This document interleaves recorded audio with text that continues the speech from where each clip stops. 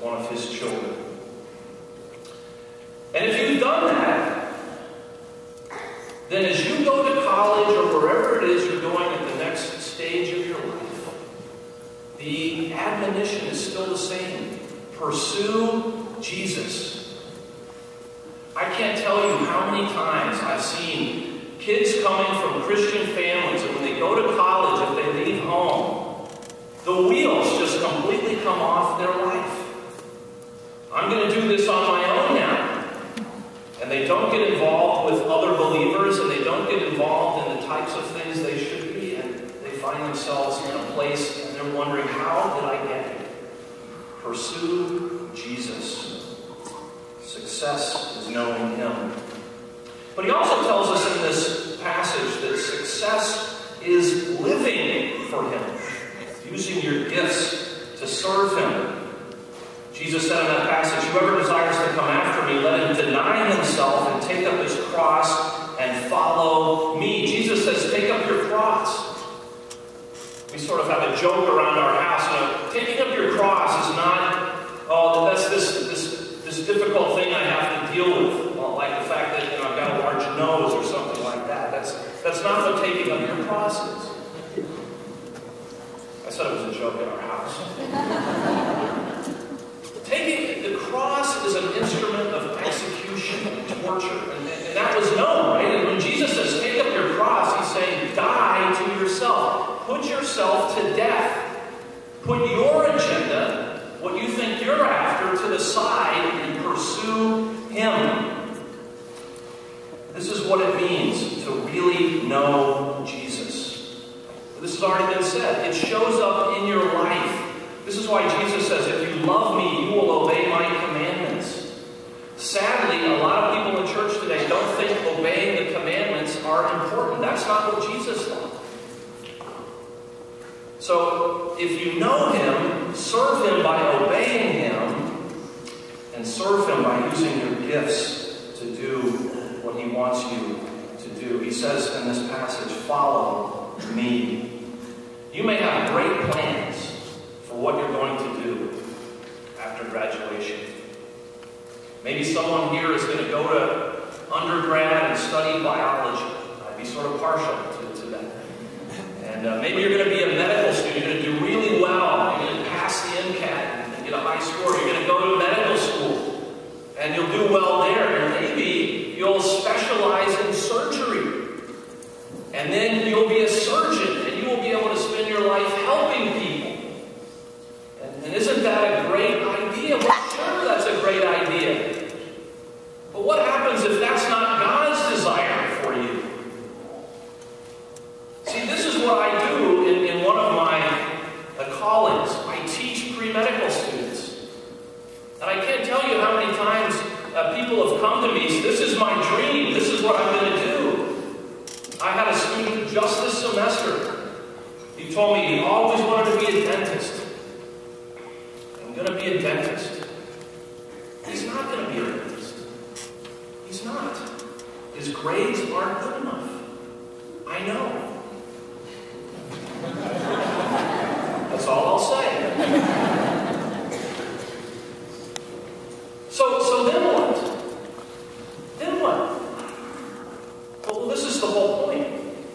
True success is pursuing a life of service to Christ, doing whatever he calls you to do. And if he calls you to be a dentist, that's great, be a dentist. But if he calls you to be in the military, or to be working in a factory, or to be a lawyer, or to be a homemaker with children at home, or any number of things, whatever he calls you to do that. And do it to the best of your ability. He's given each one of you gifts to serve him. And with the aid of your parents and others who know you, try to get a sense of what it is he's equipped you to do, and then do that. And do that for his sake. I guarantee you, when I was sitting where you are, I would not, if you would have asked me, write down the top 10 things you think you might be doing 28 years down the road, being a pastor would not have been on the list, and having 4 daughters would not have been on the list. But that's what God had in mind for me. And I'm incredibly grateful to the Lord in those ways. And as Mr. Baldemaro mentioned, I've also been called to serve not only in the church, but on the campus. And I've made it my aim to be explicit about what my priorities are when I teach biology at Indiana University. I say to my students on the very first day of class, here's who I am, here's how I was trained, here's something else you need to know about me. My first priority in life is pleasing Jesus Christ.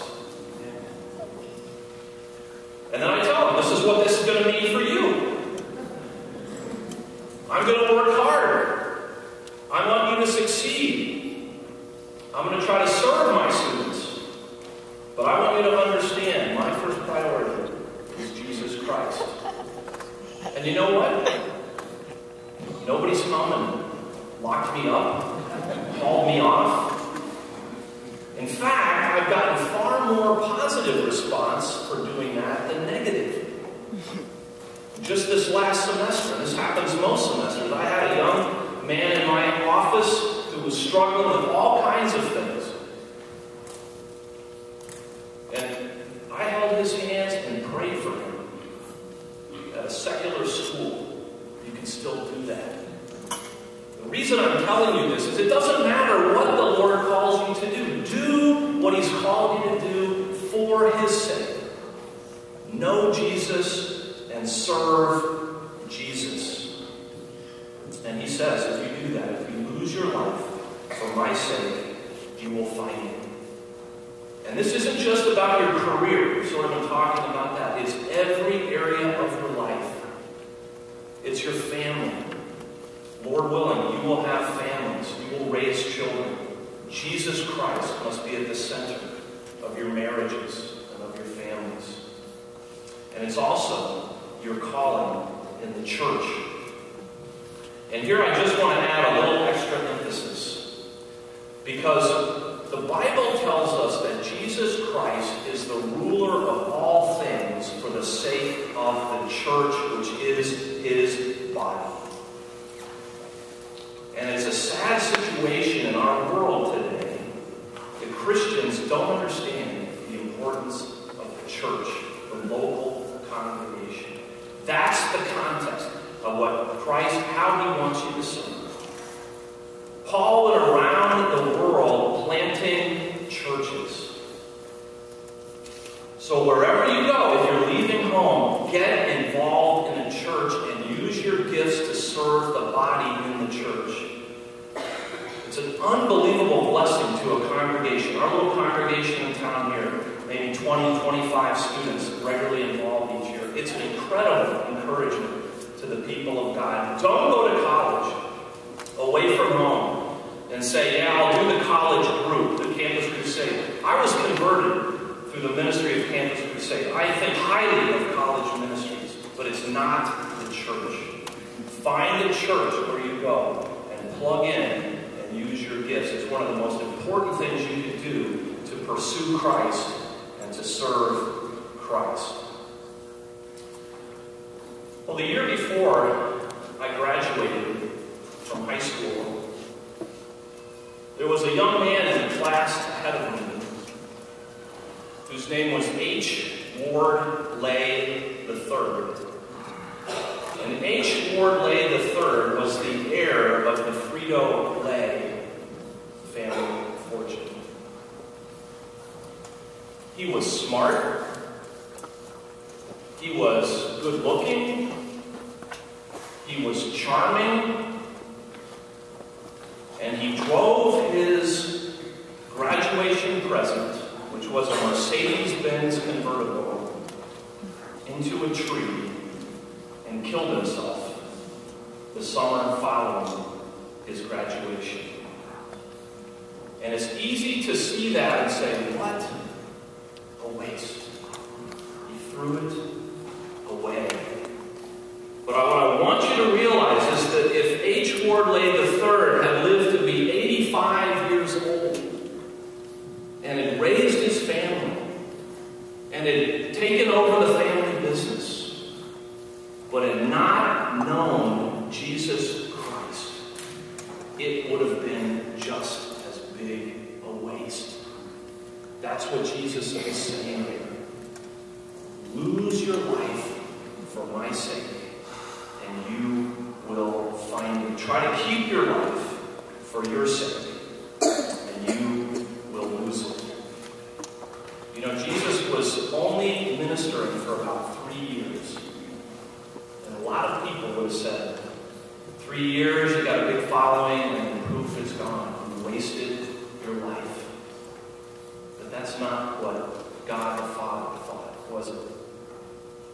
Jesus lost his life in service to God, and in doing so, he found it.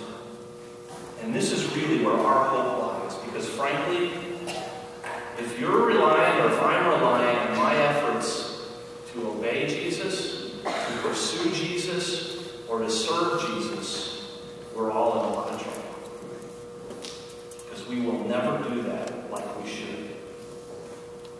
And this is why it's so critical you understand. Jesus came and laid down his life and pursued the will of the Father completely and perfectly. And he did that in place of his people.